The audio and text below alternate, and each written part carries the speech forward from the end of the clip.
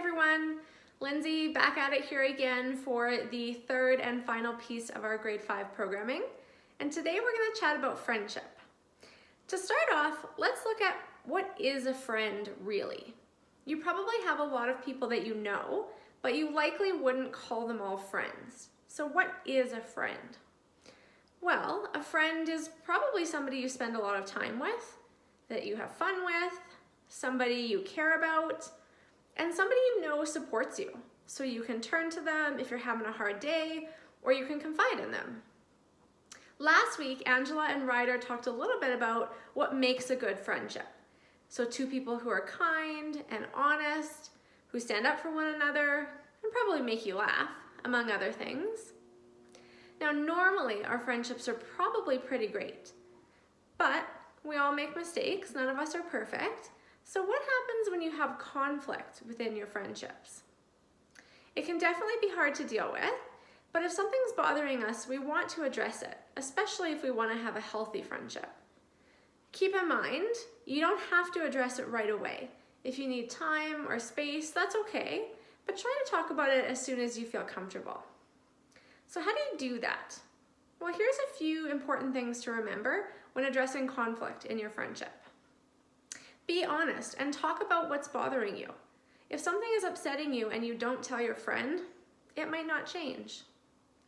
Be kind and respectful. Even if your friend maybe did or said something that hurt you, it's always important that we're being kind to them. Stay calm and take turns talking. Allow your friend to talk about how they're feeling or what they meant by something. And if you're not sure, ask questions. And if you need to, ask an adult for support. So I'm going to go through a scenario that's probably pretty common, and let's talk about how we would handle it. Let's say you're playing with one of your close friends at recess, and they make a comment about you that hurts your feelings. Just like our bullying scenarios earlier this week, there's not just one right way to handle this. You might try many different things depending on what you're comfortable with. One option might be to ask your friend, why did they say that? Or what did they mean by that? Maybe it was a mistake and they weren't intentionally trying to hurt you. You could also tell your friend how that made you feel and ask them not to do or say things like that again. You might gently remind them of what it means to be a good friend and tell them it's not okay to speak to you that way.